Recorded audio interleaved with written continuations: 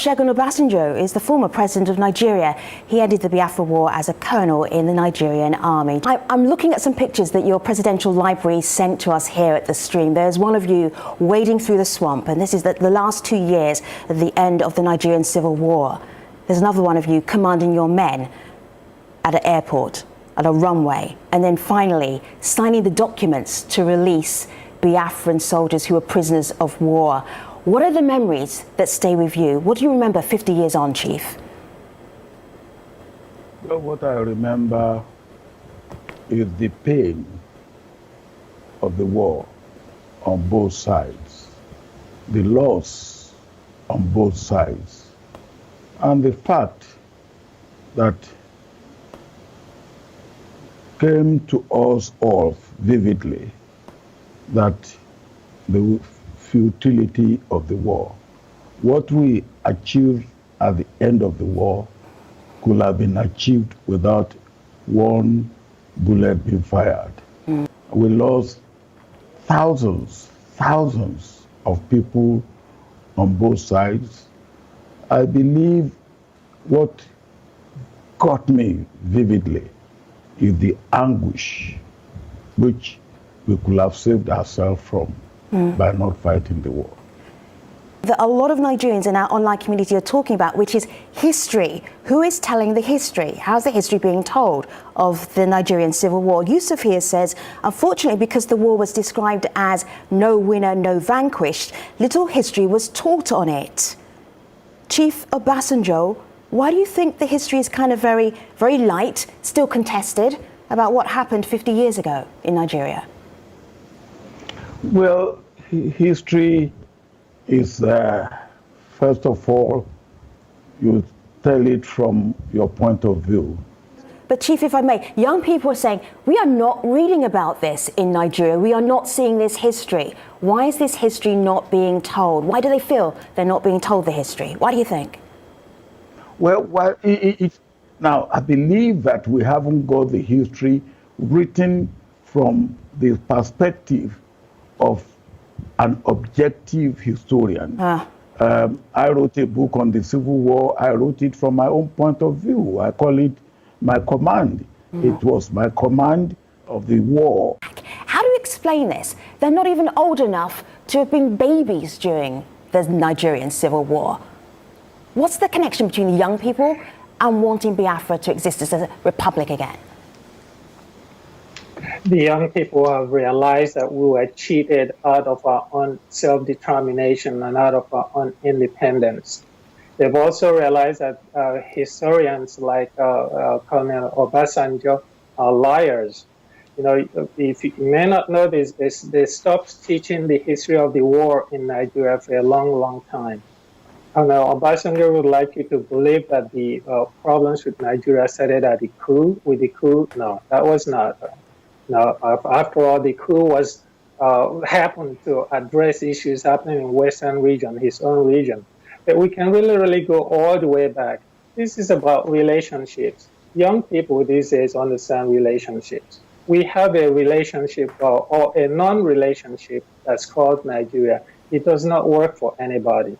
But some people want to keep it on, and young people are saying no. Okay.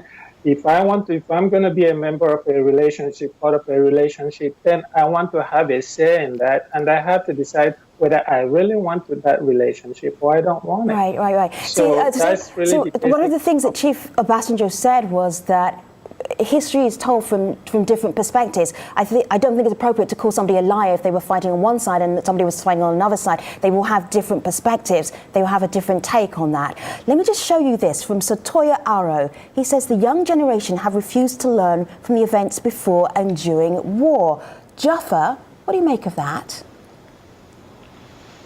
Well, really, it is obvious that the current crop of young men that are agitating for Biafra, probably they lost sense of history, because if you look at the implication or what the war cost Nigeria and Nigerians, thousands of people that died during the war, whoever is making struggles that are not pacifist but belligerent, not that it is no longer fashionable at this era. Even coup nowadays is being bloodless. But to say that you're trying to topple government or do things without any sense of diplomacy or tact truly is too crude a movement.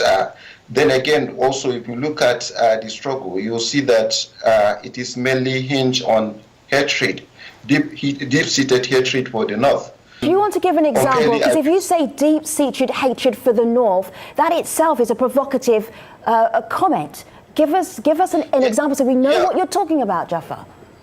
Of course, really, from the wordings, from what you can hear from the agitators, you will be hearing Fulani, Hausa, whatever, all these things. You will see that it may not be directly said, but impliedly, if you listen to it, maybe you can easily get the import of their message that it is a severe threat against northern part of the country. Right. We are not the problem. It is cohabitation. We came to live together. It is a symbiotic relationship. We are not leeches. We are also contributing to the development of the country. We have the population, we have the arable land. But if you look at the financial institutions in the country, you'll see that it is concentrated in the southern part of the country. The new face of the Biafra campaign is Nnamdi Kanu. Dozens gather to meet him here, where the mood is defiant and uncompromising. Kanu says campaigners want a peaceful separation, and they shouldn't be taken for granted. Everything that any man can do to be free, we are going to do in order for us to be free. It doesn't matter what the price is. Our fathers fought, stopped. The reason why they fought is still there. In the commercial city of Onitsha, other activists defy a ban on their activities. They even have their own currency here, the Biafra pound. Dozens have died in confrontations with security services, and many more are in jail. This is where Odumegu Ojukwu is buried, the man who led the initial struggle for Biafra in 1967. At the heart of the agitation then and now is a question of power for the Igbo tribe of southeast Nigeria. But there are Igbo voices who say the agitation for independence is sponsored. Many of these so-called Igbo leaders looted, and they're doing everything to divert attention from their loot to agitations for Biafra. Some call for a change in Nigeria's constitution to cool tensions. Restructure Nigeria, move the country back to true federalism, physical federalism, minimum 50% resource control. For Nnamdi Kanu and his supporters, only independence is good enough, and it's not clear if the government will commit to allowing Biafrans to fulfill their dream one day.